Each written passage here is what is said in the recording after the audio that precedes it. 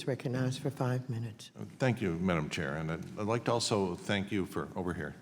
As the, I guess, the co-chair of the Congressional Blockchain Caucus, as well as perhaps the only blockchain programmer and AI programmer in the U.S. Congress, I want to thank you for having rather detailed individual briefings with me on this. And there are a couple of things I was promised during those briefings that my staff tells me have not yet been delivered. One of them is when we got into a detailed discussion of how you would prevent this from being used for ransomware. I was promised that there would be an answer. Are you prepared to give that answer yet?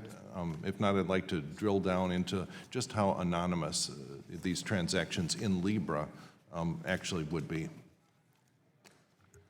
Congressman, ransomware is a really important issue, and the way we're thinking about it as far as the Calibra wallet is concerned... No, I'm interested in Libra, all right? Libra, which is, as I understand it, an anonymous bearer instrument.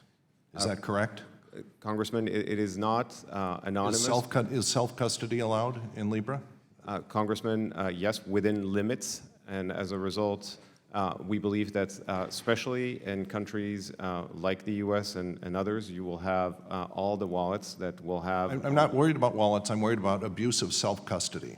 You know, if I own the cryptographic code for a piece of Libra, do I own that Libra full stop or not? Yes, Congressman. Yes, you do. Okay, now if I go on the dark web and start offering to trade that, do you have any technical way of stopping me from doing that anonymously? Congressman, yes, because there are on and off ramps, and all of the on and off ramps are properly KYC'd. All of them? Yes, that will be... So that once a large fraction of Libra would be transferred into self-custody, and then there starts to be a significant flow among the self-custody entities out on the dark web or other places. How do you prevent that from actually, allowing things like ransomware? Congressman, again, a very important problem, and the way that we're tracking, the way that the association will enable tools so that law enforcement and the different wallets can understand where the movements are happening to prevent those issues is going to be one of the ways that we will address this. The other way that we will address... So just right, we're going to have to be absolutely dependent on the fact that every single wallet is in a regulatory regime that we trust.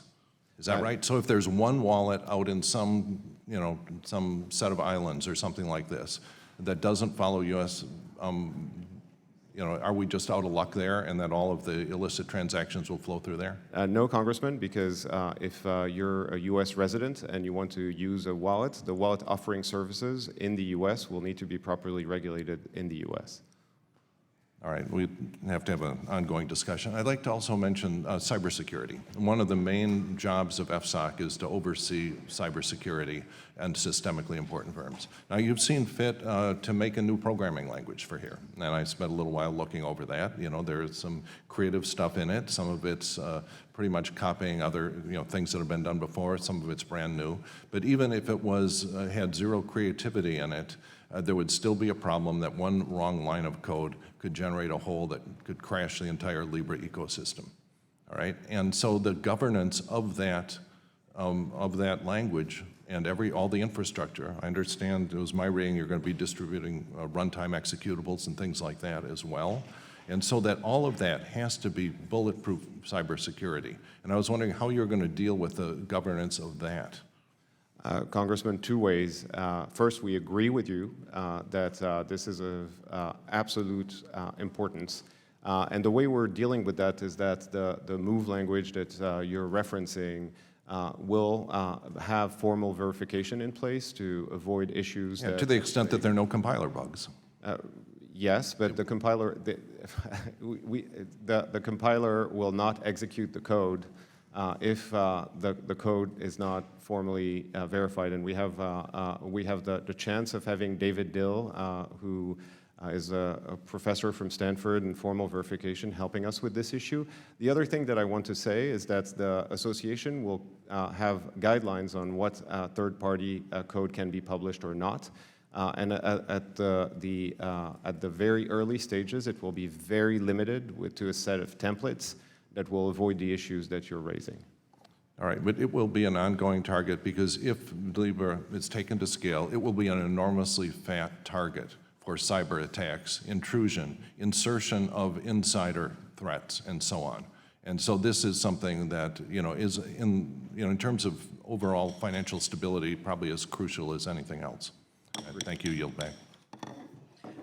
The witness has requested a 10-minute break. The committee stands in recess.